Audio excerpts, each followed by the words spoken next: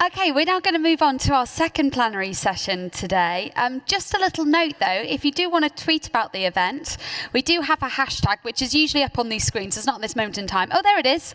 It's hashtag SCEWC17. So please do tweet if you hear of anything interesting. There also are translator headsets outside to the right. So if you want to get it translated into Spanish, English or Chinese, do make sure you collect a headset. You just collect them outside the door there. And finally, if you gathered from the last session, we are using an app to take questions. Now, you should have come across a download link on sort of your travels of getting here. If you haven't, please head on to the Smart City Work Congress website, and you'll see a link there that allows you to go through to the App Store so you can go into the session and then click on the Ask and Vote, and that's a way of submitting questions. Okay, so let's move on to our second plenary session, which is called Collective Efforts to Tackle Global Urban Challenges. And in this session, we're going to be asking the question, how can progress can be made through collective intelligence? That all-important collaborative word once again featured. How can cities promote partnerships to find solutions to some of the biggest global urban challenges? So I'd love to hand over now to the chair of this plenary session. Dimitri Zenghelis is the head of climate policy at the Grantham Research Institute at the LSE. His research focuses on the economics of climate change and energy policy. Please give a warm welcome to Dimitri Zenghelis.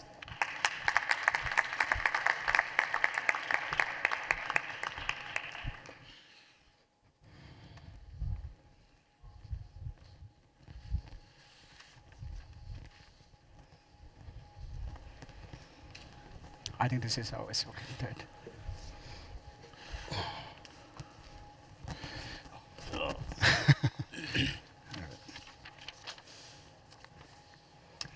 Right, good. Hello, welcome. Thank you for joining us here today. We are going to spend the next hour or so discussing the topic of collective efforts to tackle global urban challenges. Just to kick off, you may notice a slight gender bias in the shape of this panel. It is an all-male panel.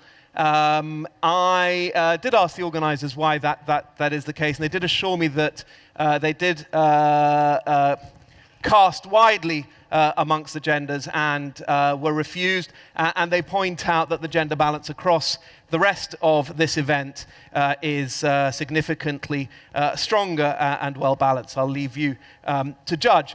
Nonetheless, it's a very expert panel drawn from a variety of leading global cities. I will introduce the panel in due course, but before I do that, just to say a little bit about how we're going to structure this section. I'm going to take about 3 minutes in a moment or so just to sort of outline the topic. Then I'm going to look to each of the panelists to provide their thoughts for about 3 or 4 minutes before opening this up to a debate amongst the panel for the first 25 minutes or so, and then open more broadly to the audience in a Q&A session for 10 minutes after that. And at the end, you're probably familiar now with this poll amongst the audience to ask a question to the panel, which I will then close with. So, before I turn to the distinguished panel members, what is it that we're here to talk about today when discussing collective efforts to tackle global urban challenges? Well, the emphasis, of course, is going to be on the need for smart. We are all aware that half of the world's population, more or less broadly defined, now lives in cities. That's going to approximate 3/4 of the world's population in the second half of this century.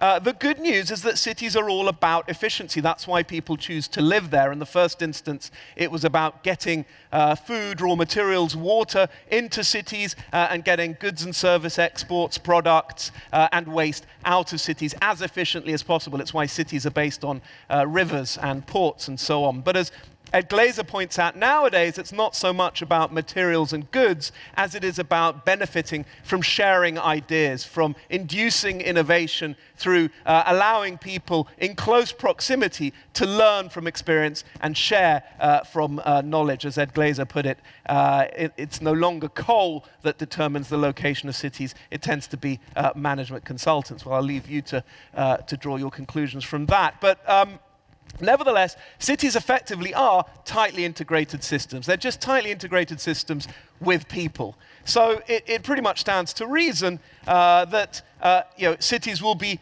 even more efficient, if efficiency is the very reason why they exist in the first place, in a world where cities are able to think, to adapt, to evolve, to optimize their resources in terms of food, energy, but also social resources, health and people and well-being in a way that is increasingly smart. And that does require some degree of digital infrastructure. It requires managing the plethora of data that cities create on a day-to-day basis.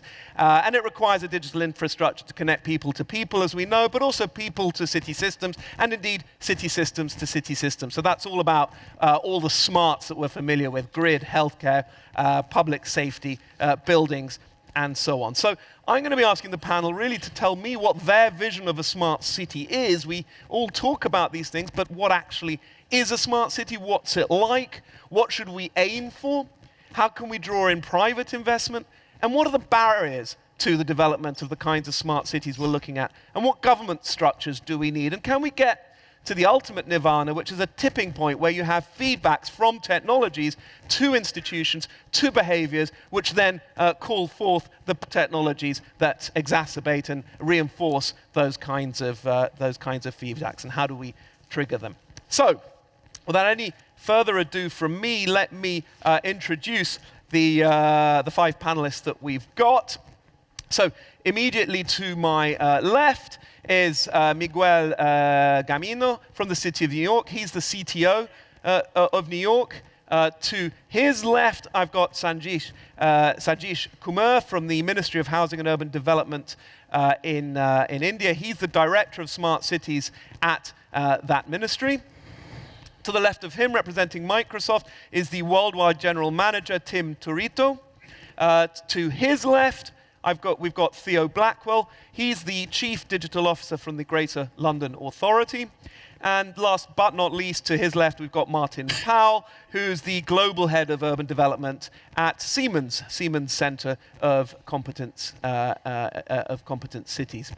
So I'm going to just run with that ordering for want of a better structure, and turn, first of all, to you, Miguel, and ask, how do we engage technologists? How do we engage the technology sector in a way that we can scale up some of the, not only the technologies, but also the institutions that allow us to bring about your idea of a smart city? Yeah, so thank you. And I think to set up an answer to that question, I want to probe a little further on some things you mentioned, which is that we need to really think about the social structures that are created and strengthened in theory by this notion of a smarter city. And I think we have to think about how people experience our cities and be responsive to that when we're thinking about making that city quote unquote smarter or more responsive and more service oriented to the people that we serve. And so we're thinking about smart cities in New York from that perspective. How do we cross the silos and deliver an end-to-end improvement to the civic experience, if you will? And so in order to accomplish that, I think we are also taking a very intentional approach to figuring out what we should be focused on and what we should be doing, to your question about how we engage the industry. And so we recently made an announcement about a program called NYCX, which is all about transforming the relationship that the government and frankly the community have with the technologists and the disruptors of the world. I think for mutual benefit, not only can we get better insights from them into our governance thinking, our policy thinking, our civic responsiveness thinking, but I think we'll also provide really important feedback loops to the industry themselves by virtue of asking the community first what it is that they think is the priority. And so we did a lot of that in New York, focused in the neighborhoods, focused at the community level, and asked those questions without leading in with technology from the beginning either, right? We talked about what are the priorities of this community and never once mentioned technology.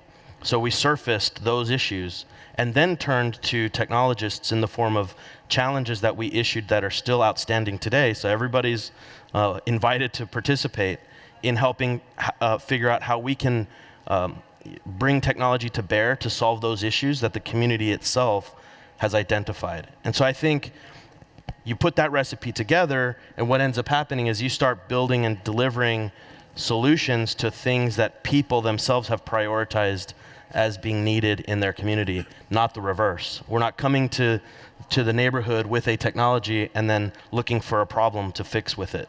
We're actually taking the reverse approach, which I don't think is novel necessarily, but I don't think is often approached that way in cities. So that's how I think we're going to not only change the way we engage with the industry, but change, frankly, just the virtue of that relationship. Very good. Thank you very much. Well, New York, London, they've, amongst a number of cities, have set data free. I don't remember the last time I've actually waited for a bus. I check my app, and if I'm in a bar, I put my drink down, I walk out, I get on the bus. Now, data is obviously hugely important. I imagine in India, a country of rapid urbanization, not short of urban challenges, but also a country where there will increasingly be a profusion of data. The potential to use that data to improve efficiency must be enormous. Sajeesh, do you want to say something? Let me just give a perspective about the urban challenges a country like India face. So at the end of it, India is a country with about 1.3 billion people. And about 32% of them actually live in urban areas, contributing to 65% of GDP. The numbers here are huge. You need to transform these challenges into great opportunity, and this is the great time for India to do that. 70% of 2030's urban India is yet to be built. If you really look at India's urban challenges, I think I will put that into mainly 6 categories. There's a huge universalization of services challenge. If you look at some of the cities, you have, in case of water supply, there are cities with 300 NLP/CD of water against a benchmark level of, say, 150. Still, there are cities actually with less than 30 LP/CD of water supply. In case of the public mode of transport, you have cities with 90% of the public mode share. You are still with cities with less than 15% of the public mode share. There are huge service level gaps existing everywhere else in the cities. So you needed to actually provide this core infrastructure in a benchmark level across the societies, across the cities in a more inclusive way. That's going to be one of the greatest challenges when India talk about the urban transformation. That means universalization of some of these services. Financing. Look at the huge figures here. There's an estimate in 2011 and which states that India requires something like $1.2 trillion only to provide the core urban infrastructure in 30 years from 2011 to 2031. That's a huge figure. And the cities predominantly depend upon the government grant fund. And you cannot transform the cities just by using the government fund. You need to leverage the money. You need to think in terms of innovative financing mechanism. You need to structure your PPP projects well. You need to have some revenue mobilization from within the municipalities happening. You need to also have the concept of value capture financing mechanisms. And India Smart City Mission in a huge way has been doing that. And we have done a credit rating for 500 cities. 123 of them have got actually investable credit rating. Cities are now accessing the municipal bond market, the capital market. We have also come up with a value capture policy, how the positive externality of the public investment can be captured through some of the tools so that that can be recapitalized for the urban infrastructure project. So that's an enormous challenge. And if you really look at the another important challenge for Indian cities would be the capacity building at the individual level and the institutional level. We have been also trying to address this issue. About 25,000 municipal employees have been trained under World Bank supported scheme. We are also providing the institutional reforms in a big way so that this transformation which we are talking about is more sustainable. You need to have the right policy interventions. That's very important. The government has to take that lead and to provide the proper policy in terms of creating the city-level leadership, framework for the citizen engagement, and also to put in place some of the value capturing mechanisms so that your projects are financially viable. You need to think in terms of engaging with this citizen. Great cities are not created through investment alone. They are created through an aspiring citizen engagement and also an inspiring city-level leadership. And India's Smart Cities mission has been addressing that. Out of 130 million people who are actually living in 100 shortlisted smart cities, about 13 million people participated in an unprecedented on-visioning exercise for the cities, and we need to continue that engagement process further. That's going to be one of the biggest challenges. Technology. How are we going to use the technology for transforming the cities? There's always a misconception that the technology always improves the efficiency. That's not always right. Technology can also magnify your inefficiency if you're actually bringing technology in a wrong context. So we needed to establish a link between the technology and also the user perspective. Any technology which is not taking care of the user's interests is not going to be helping the cities in long term. So we need to address that issue. So Indian Smart City Mission has been trying to do that, to optimize the infrastructural usage and to bridge the gap between the level of infrastructure and the service delivery. That has been one of the emphasis of India's Smart City Mission, bringing in some of the pan-city smart solution. And most importantly, I think, we don't have to redefine all these things. We don't have to reinvent the wheel. There have been good examples happening everywhere else in the world. We need to create an ecosystem, the peer-to-peer group learning platform, and we need to learn from each other. And that transformation will only happen if we create the kind of an ecosystem where cities collaborate together, all the stakeholders collaborate together. I think the future of the urban transformation of the world hugely depends upon its success, hugely depends upon how India is actually going to deal with this urban transformation process. And I'm sure that I think India is in the right process, and we will be able to make that difference in near future. Brilliant. Thank you, Sajeesh. That's fantastic. Well, Tim, I'm hearing governance, I'm hearing engaging citizens, responding to community needs. Now, you represent a sort of visionary technology firm. Is this about the technology, or is it really led from the bottom up, if you like, from the needs of the people, the urban environment? I think that's a great question. I think for a technology company like Microsoft, it's kind of hard not to say technology. But the reality is I get asked what makes a city smart everywhere I go, and there's no silver bullet answer. But I would argue, a smart city is one that where the people, the citizens, can articulate what is bothering them, what they want to see. The government can set an agenda based on that, and then public and private sector come together and work together to achieve that agenda. I think the level of maturity across cities across the world between New York City and London versus, say, Joplin, Missouri is substantial. But simply because London and the UK might be able to have a bus system that doesn't make you wait versus something Joplin, a town of 15,000, might not need. We don't want to get into this. What are the technology barriers that get there? So, I think at the end of the day, a smart city is a connected city, and that connection does not have to be technology. It only has to be one that demonstrates that the government and the citizens are working together. There's a lot of great examples, even on the floor out here, of governments that aren't using technology to connect with their citizens, but they're doing things like inviting citizens into government buildings to have community events inside the government, right? You don't need technology to do that, but you need a connection. So, when I get asked, what makes a smart city, I say it's a connected city, and that connection can be through technology, but it also just can be in terms of making the government and the people together. And then, I think the next question I always get asked is, where do you start? And I think, to the point of what Miguel and Sajeesh just said is, I answer that by saying you start by listening, right? And that's how you start. So I think it's from a Microsoft perspective, you anticipate we're going to start with the technology, but I think it's all about setting the agenda and achieving the agenda of what the people want out of their government services. It doesn't always have to be about the technology. Excellent, thank you, Tim. Theo, you're Chief Digital Officer for the GLA, the Greater London Authority. That's a new post.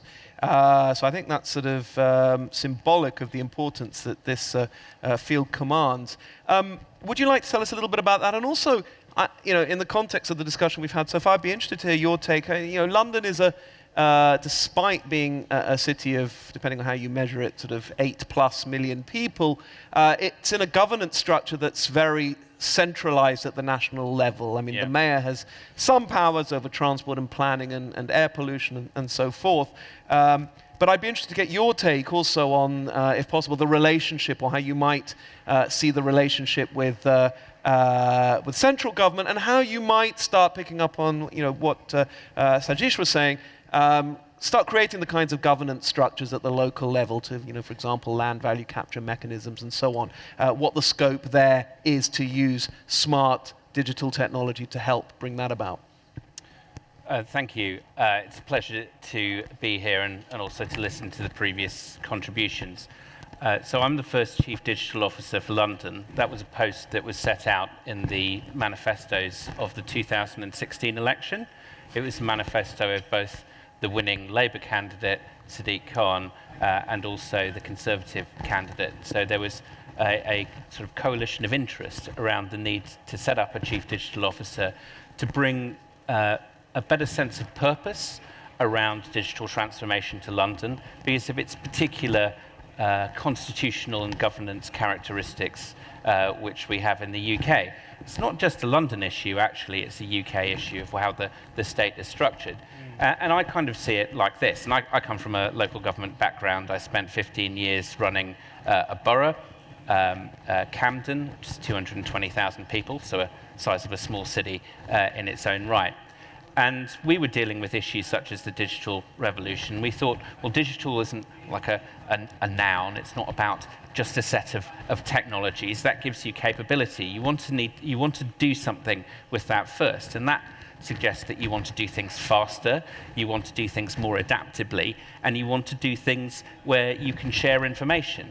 And fundamentally for us, it's about how we get a collaborative framework between all of these different parts of government, the NHS, private sector as well, and the community centre, which delivers a lot of services for us, and create a common sense of purpose where we'll be able to share information for the benefit of Londoners. And fundamentally, that's why the role was set there. And we've got an ambitious programme to refresh our Smart London plan. We followed New York. I think you set up your New York City roadmap in 2011. We followed quickly after that in 2013 with a Smart London plan. But now we see ourselves maturing to that next stage. And fundamentally, I think it's how we collaborate better to use data for the benefit of Londoners. So pretty shortly, if you're interested from an international perspective and also from a London perspective, we'll be embarking on a listening exercise across London to bring together that common glue. And I would say quite an important thing here when you're trying to get public services to work together, which is fundamentally, if you're using the levers of state to force people to do things, that will have a certain effect and certain consequences will arise for this. And there'll be a certain amount of effectiveness. What we want to do first is bring together those authorities, those public sector organisations that have reached a stage of maturity, the coalition of the willing and the able, if you like. Because I think from that basis, we break away from the tyranny of best practice, where you're only looking at one authority or one element of the state that's piloted a great product or shows great leadership. If you can fuse together the parts of the state and the parts of the private sector that really want to take the next step, and you get a sense of maybe 7 or 8 or 9 or 10 entities working together, then I think you can capture a sense of scale, which I think has been missing from this smart cities debate. Fascinating. Well, I'm getting a very clear picture here that the emphasis is much more on stakeholders and community needs working through to utilizing technology than it might be the other way around. So I think we've got the kind of the makings of a great discussion here. Martin, you're Global Head of Urban Development at Siemens Centre for Competent Cities. You were also involved in London. Full disclosure here, I should also mention that I'm a commissioner on the Mayor's Sustainable Development Commission in London, so there's a big London representation here. But I mean, how would you see, I mean, two questions. One is, what do you think it takes to leverage private sector investment? And to what extent do you want to pick up on this story where, you know, freeing the data is a wonderful thing. There's a lot of data in the urban context. Capturing it, managing it, freeing it is important. But what more needs to be done? Is it just a case of, you know, getting it out there and letting the private sector put up the pieces? Or does there have to be a more structured, managed, collaborative approach, including stakeholders, the public sector, and so on? So, huge question. So firstly, I'll say we have a team of 70 city directors across the world, in cities across the world, entirely focused on urban challenges. So we have a lot of data across a network of cities. The one thing it's taught us is that every city is completely different. So I know people love to compare New York and London. Obviously, there's no comparison. But, sorry, Miguel, sorry. But actually, you have to go back in history a little bit. The last 10 years, some technology companies, and I won't name them, and it's no one up here. It's not Microsoft and it's not Siemens. But they've really tried and failed to connect infrastructure. And trying to connect disparate systems, city systems, rarely gives the results that we want anyway. What we believe is that we now need to connect data sets, which is very easy to do, to extract data from a system onto a common platform. We should also allow anybody to add a data set and anybody to take a data set from this platform and anybody to create applications. So if you like, you create a sort of city app store. And this is the only way that cities are going to survive, actually, from having their control eroded by private sector companies that are coming in and bypassing the public sector. So how did the public sector get back into this game is through a much more transparent means of data collaboration. And when I say extract data, I don't just mean take some data and put it into an Excel spreadsheet. You need to build up a proper network of data scientists, data analysts, data engineers, and a really robust system that allows this kind of application development. And it has to be very, very local, which would be my other comment as well. We're proposing pilots, so if there's any cities out there that would like to do a pilot, we're really happy to do it because we're learning as we go as well on this. So super happy to do it. And we have some very technical applications that focus on the grid or for transport availability and these kind of very technical things. But we should also do things that really help improve people's lives, like their experience of going through a big, busy railway station. You know, I get so frustrated every day. I get trapped at the ticket barriers. I then have to navigate through a busy platform, through a busy station, and then my train's not there in the morning. And you know, this can all be solved. This is a very simple set of solutions, information that can be pushed to me in advance, information that can be made available for me to look at and read. And I don't want to create applications as a business. This is not what we want to do. We want to co-create them with the city. Because the problem with Uber, for example, and this isn't a criticism. It might come across as a criticism, but it's not. But Uber don't really care about air quality. They don't really care about congestion. That's not fair. But they don't care as much as the city does. Because their focus is getting more people into cars and cheaper journeys, and this is really their focus. So what we need to do with this data is ensure that the city, the private sector, and any other partners are completely in the middle of this conversation. And finally, it's not just about apps and applications. You know, I know a lot of smart city talk is about this sort of thing. Take India, and hopefully, Sajeesh, this will resonate with you. There are 60 cities in India that are currently 500,000 people. There's lots of bigger cities, but there's 60 that are 500,000 that in the next 10 years will become 1 million people. Okay, so that's effectively doubling the size of Copenhagen in 10 years. And I can tell you, applications are not going to provide this level of infrastructure, this level of efficiency. We need to put long-term plans in for energy and transport infrastructure, but we have to make it more efficient. And the very final comment, most cities have long-term plans, most have climate change targets, air quality targets, congestion targets. If you look at this as a whole, these are very, very difficult to achieve. And even if you replace like for like clean technology, you retrofit your entire building stock, you will still only get to roughly 60% of what cities need to achieve under the Paris Agreement. So the other 40% will have to come from connecting data across systems and using that to absolutely drive efficiency, and 40% is a long way to go. But our modeling shows that just connecting data sets across city systems will give you the 40%. Great, thanks very much, Martin.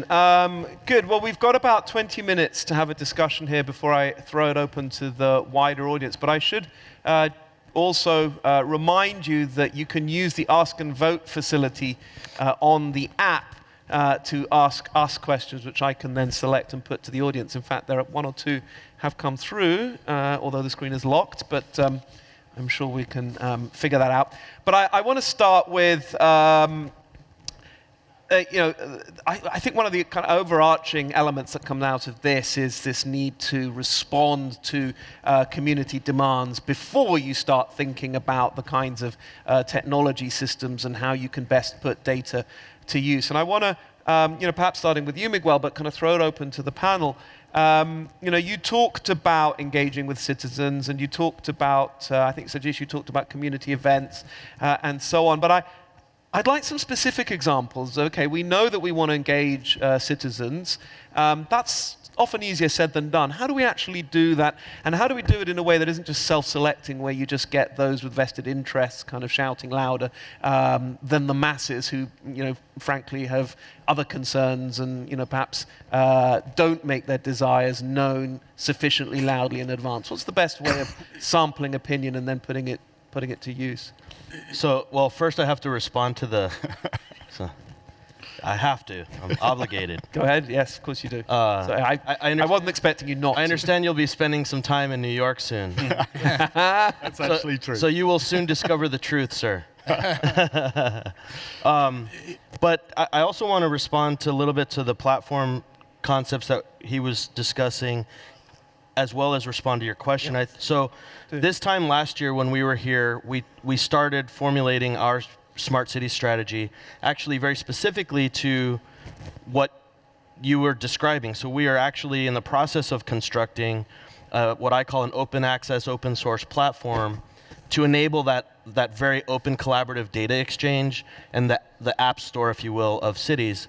And it's been described in some conversations to be analogous to iTunes, and I said, only if iTunes also worked on Android.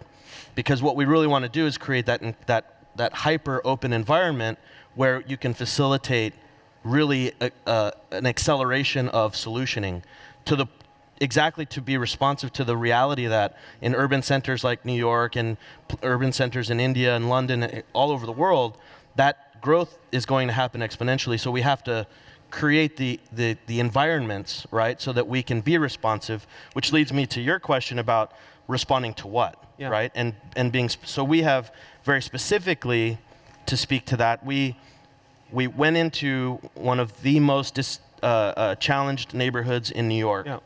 Intentionally.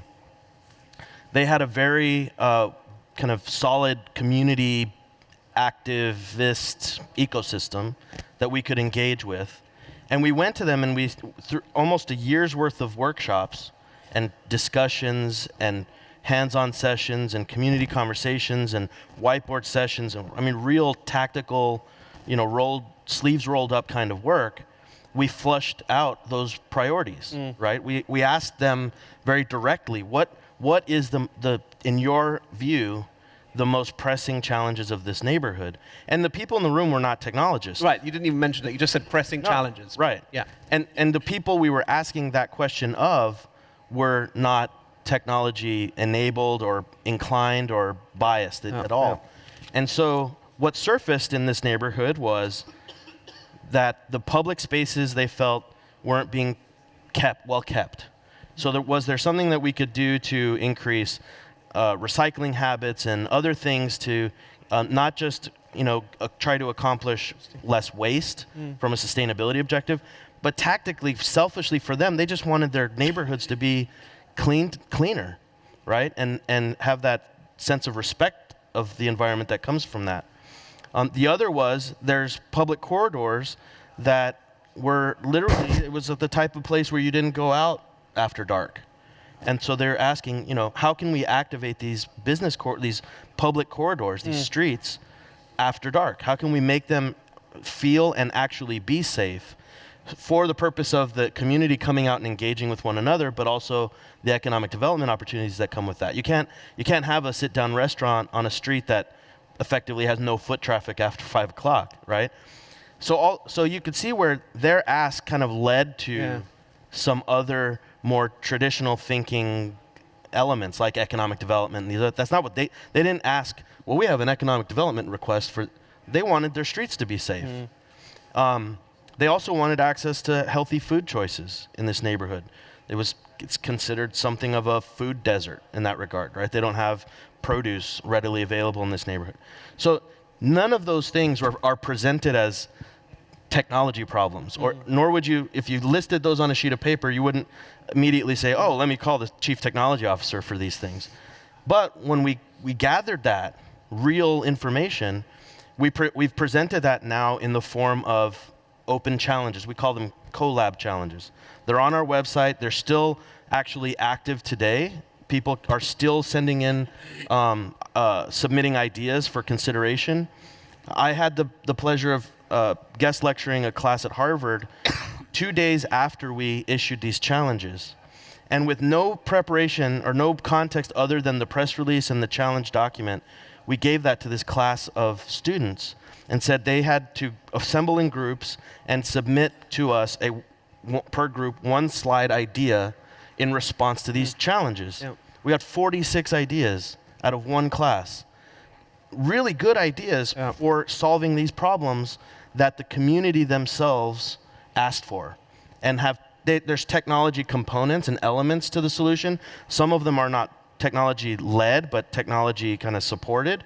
But the point is, now the technologists in city government are having community-based conversations and only bringing the technology to bear when it can contribute to those outcomes, not the reverse. So those are some very specific ways that we've done that so far in New York. I'd like to draw on some of the other speakers' examples from other cities, but also maybe think about not just how we assess community desires in order to try and resolve seemingly intractable problems, but also what the role of governance and institutions has, and other examples of institutional reforms which have made or enabled those challenges to be addressed more systematically by connecting stakeholders. Sajeesh, I see you nodding. I think let me address a couple of issues raised in this discussion, and one would be that how are you going to engage with the citizen in an effective way? I think we are trying to figure it out, because at an on-visioning stage, when we wanted to create the vision for the smart cities, we could do that. Let me give an example of a city like Pune, which has got about 4.2 million people living in that city. They created a portal. They asked the question to the people on their portal, and what are the pain points in people's life? Initially, there were about 6 to 7 lakhs response, pointing out what are the pain points in the people's life, and they categorized into different categories, and then asked again people that please vote for it. Again, about 1 million people voted for certain issues. So in the whole exercise, finally it emerged as not having adequate public place is a problem. The traffic management is a huge issue. Women's safety is another issue. Then they again reached out to the people to co-create the solution for that. And we were also kind of pleasantly surprised to see the kind of the responses. And there were, again, lakhs of responses coming, giving their own solution. And they may not be really kind of an operative part of the solutions, but these are the ideas coming from the people, showing their willingness to be part of solving certain issues in the city. And that is an important point. And then they again found out through the citizen engagement process what is the best solution, and through a workshop, kind of projectivized it and then put that project into the whole smart city proposal. And that's the way how this has been taken up in India's Smart City Initiative. Also, there is a Government of India crowdsourcing platform called MyGov. There were about 3 million responses on that platform because we migrated all the cities onto that common platform, and there will be a huge citizen response over that. But one of the greatest challenging thing, it's very easy to actually have the people's participation in the planning, but I think it's one of the greatest problem is actually how are you going to continue that engagement in the implementation process? You need to have kind of standards and benchmark parameters which can be quantified and to be shared with the people so that there's always an accountability which is bestowed on the institutions. Coming to the another point of, how do we approach the whole institutional thing? It's for the first time in India, under the Smart City Mission, we created a special purpose vehicle at the city level.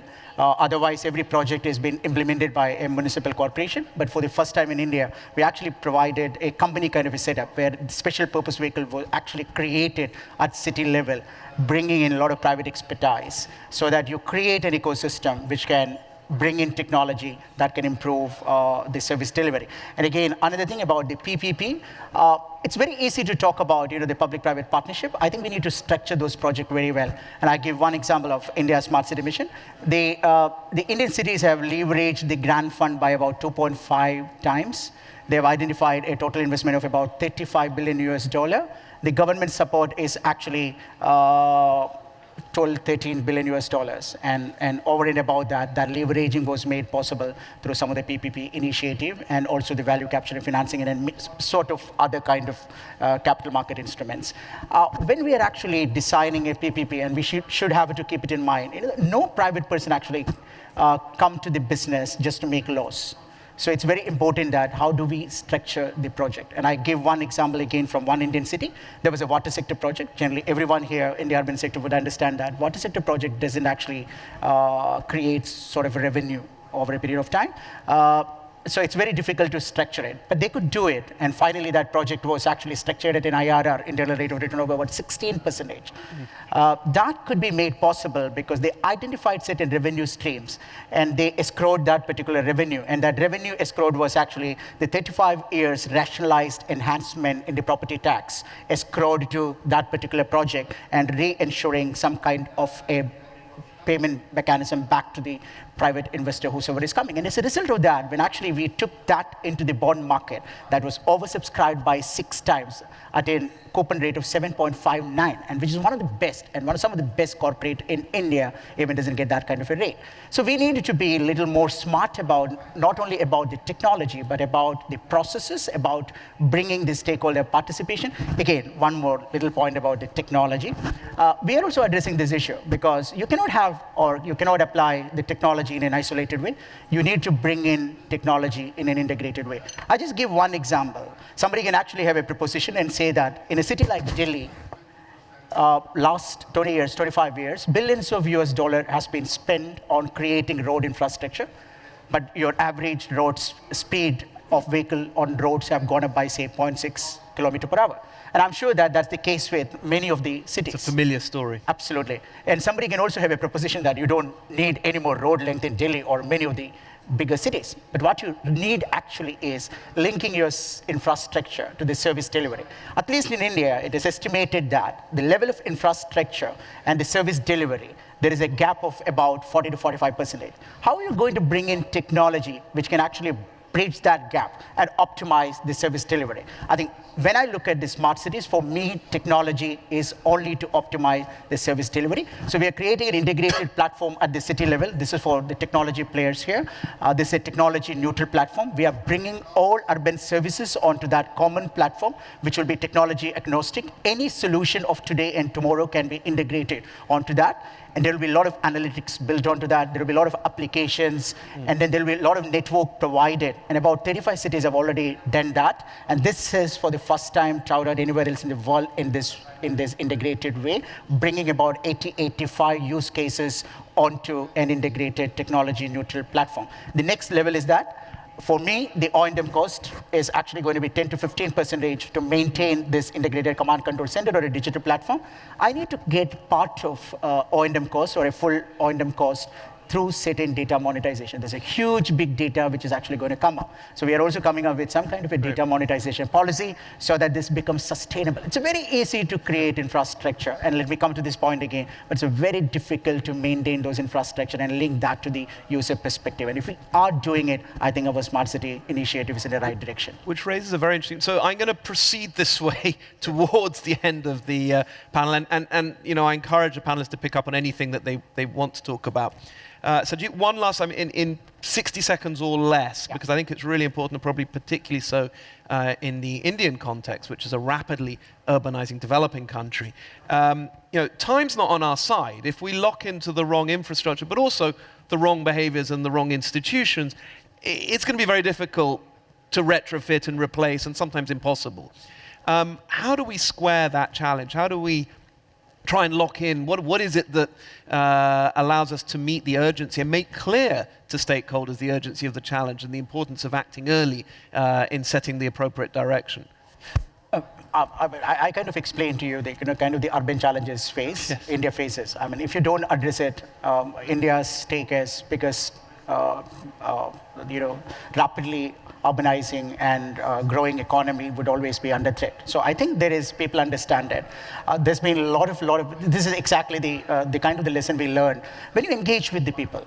You know, there's not been that kind of a process happening at the city level in India. And for the first time, when we actually engage with the people, the kind of the responses we get, you know, they really become part of the thing. And that also adds to the accountability of the institution. I think we need to create that kind of a citizen partnership and also the stakeholder partnership to make your institution at the city level and the governance level accountable. And that's the only way forward. Thank you. Tim, I mean, you made very clear that this isn't technology-led, and I think this was echoed in the panel. It's about responding to urgent need. But technology matters, and Miguel, I know this is, and Sajeesh as well, something you might both want to comment on.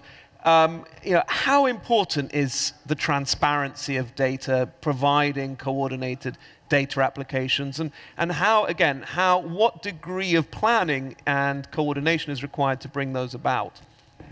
Look, I think from a transparency perspective, transparency is important to build trust, and you always want to build trust between not only the citizens and the government, but the government wants to build trust on the technology that they're using and the public sector or private sector folks that are providing those technologies as well. I think, if I were to build off of the question of governance, I think what's important as we take technology out of it is that we look at what and how we organize to provide that transparency as well too. We often, even though we listen and we talk about things we want to do and we want to be transparency and we want to be transparent, but I think I would encourage everyone as they think about embarking on this journey to not only think about the technology and what they want to do with transparency and building that, but how we organize ourselves as well, because a lot of times the constricting progress is how we organize ourselves to implement these things, right? And there's a great example. We've gotten in this paradigm of where we believe technology and we want to be agile and we want to be responsive, but we don't organize that way and we don't govern that way, and we still have kind of a fast-moving technology, but we have an antiquated organizational approach. And so I think marrying those two is going to be very important for you to achieve any of these objectives. The technology crosses organizational boundaries, but sometimes the decision-making does not. And so I think to address any of those, I would encourage us to think about how we organize to achieve those data policies and that transparency that you're looking for as well, too. Right. Theo and Martin, you've both been nodding, so I won't throw new questions at you. I think you've got enough material there to comment on. I'd say, just going back to Miguel's point, and also the one just made here, that those cities, municipalities that have been really successful on this journey have also had really strong reform propositions right at the start. They've been anti-silo. They know that technology and leadership gives them the capability to transcend some of the ways in which the old, more historic ways in which public services were delivered. You have an adult social care department, you have a housing department, you have a sanitation department, and it's been moving much towards those outcomes. Yes, in conversation with the community in those traditional forms, but also in ways in which once the proposition of, let's say, moving towards outcomes-based budgeting or something like that is made, then you can get into really under the bonnet stuff about how services are delivered. Not necessarily bringing in a technology solution, but bringing in some technologists with some systems thinking to really go through why a service is delivered in a certain way. And that's a really important part of stakeholder engagement, which isn't quite like a town hall meeting, but involves really understanding user need. Also, I'd say a really important stakeholder, because we've used the word stakeholders perhaps slightly and just referring to the general public or users. Important stakeholders are the workforce themselves. And public authorities, I see sometimes as an agglomeration of professions that speak slightly different languages.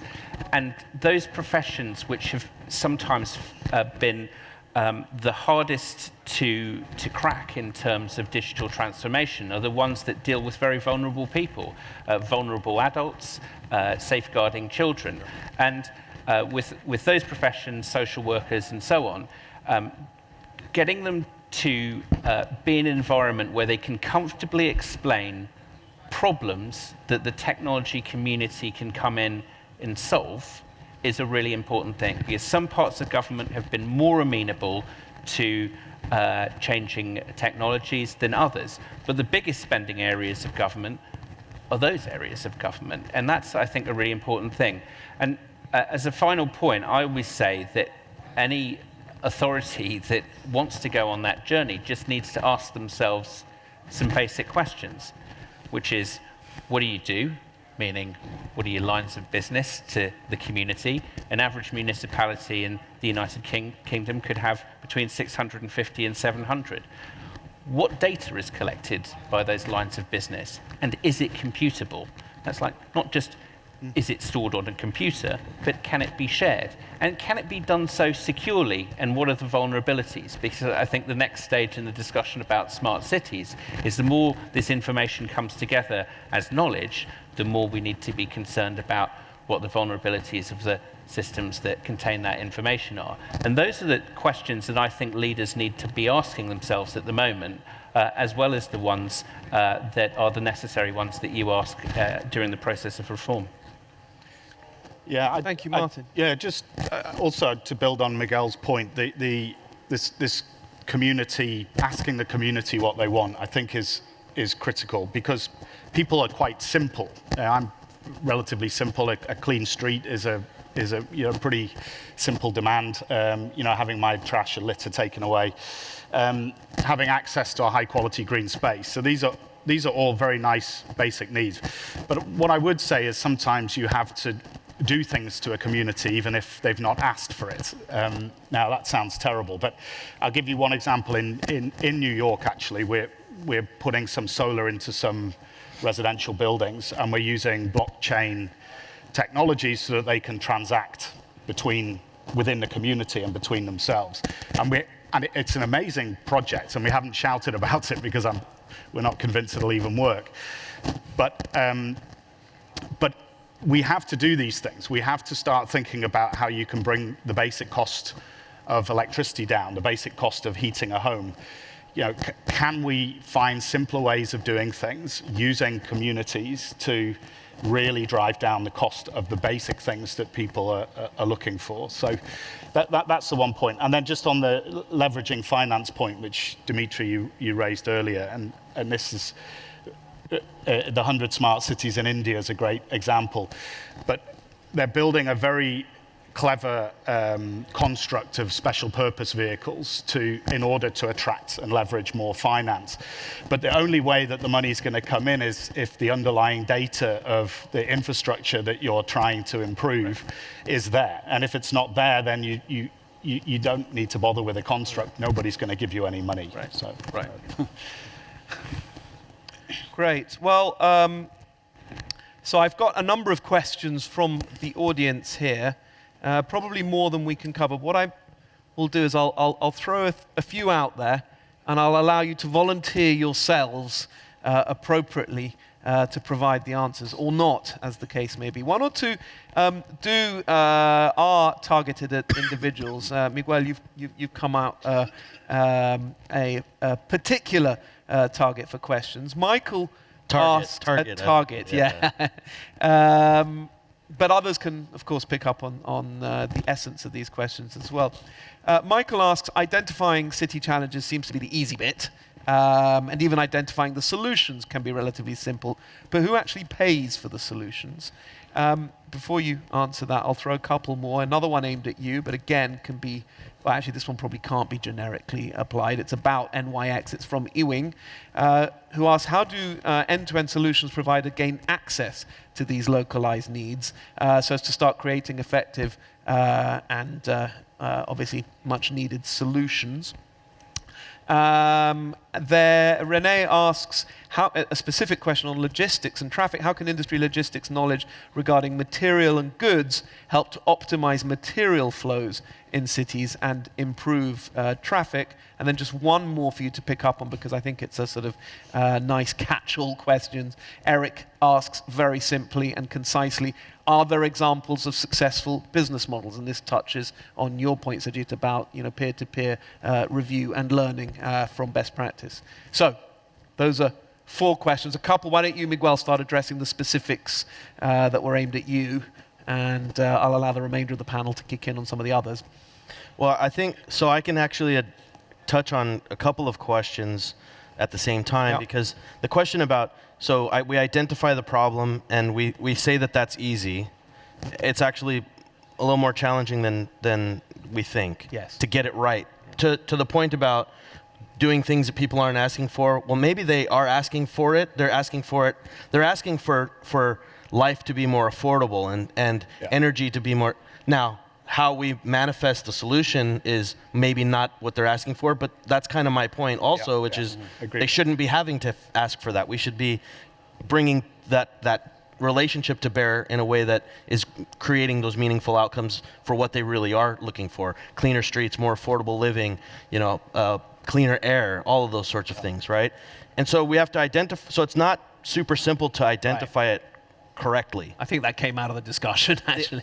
So then how do we, then we identify the solution. And then the question being, how do we make that sustainable, which connects to the business modeling question, which is, I think, part of the challenge is to help us understand exactly that. So if you look at so our challenge is we've got 2 forms of them. One are the moonshots, and those are more top-down, kind of the big administration priorities we want to accomplish differently, and then the collabs, which are the community-based challenges, bottom up. But in all cases, we're not just saying, tell me about the widget that you have that can help solve this problem. Inclusive of the challenge is to also help us understand what would the business model need to look like for this to scale citywide. So 100% of everything we do in New York City is 5 borough all the time, right? All 8.5 million people have to at some point be contemplated in all these things we're doing. So this might be a solution for Brownsville, Brooklyn, in that particular neighborhood to make those streets safer at night. But we're always thinking about how can that at some point potentially scale to every other neighborhood in New York. And so part of the challenge question is exactly that, which is we're not presupposing that we are going to go find a bag full of gold coins and pay for every great idea that comes out. We're challenging the industry to get creative with those business models too. What would they present as a P3 model that would help us make this real? Now, last point I'll make is to the P3 model, to the business model question. Sorry, explain what a P3 model is. The public-private partnership. Okay. So in all of that essence, I think we have to better realize that the government has these social impact objectives. That's our bottom line, so to speak, is improving the lives of our residents, the people, our constituents, right? And the private sector is appropriately profit-driven. Sure, their stakeholders are their shareholders. I don't think that that's evil, and I also don't think that those priorities are always mutually exclusive. I think that we can, if we're more creative, if we're more inclusive of the community, if we're more engaged with one another, I think we can find those sweet spots where we actually are presented with solutions to problems people actually identify in a way that the private sector can still make money. And that's, I think, when you really find the sweet spot where those business models now all of a sudden do become viable because you have a private sector partner who can have their needs met at the same time. We are pretty much out of time, so if people have a burning 30-second concluding comment, I can see. Go on. The question of who pays for the solution, very interesting question. I think solution pays for itself in most of the cases. There is a tendency, like in terms of technology, cities have been very innovative. In terms of financing, I still believe that most of the cities have to be more innovative. We don't look at actually structuring of a project very well. I just give one example. There's a city called Bhopal in India. There was some solution which was provided by a particular company, and that was done on a revenue sharing model. They created the whole citywide network, and also on top of that, they also provided certain solutions because there was an opportunity for them to monetize the data, they monetize the optical fiber network.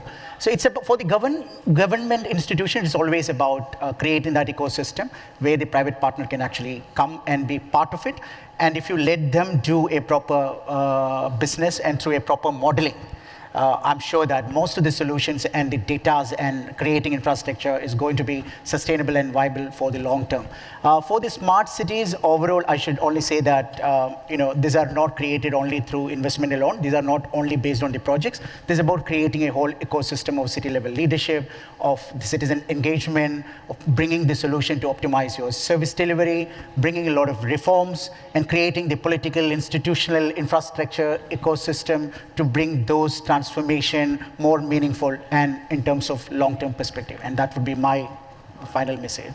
Fantastic. Well, the clock is flashing 0. It's been a fascinating discussion. I like the words that, Miguel, that you ended with. The key essence of this story is inclusive and creative solutions. That means responding to community needs.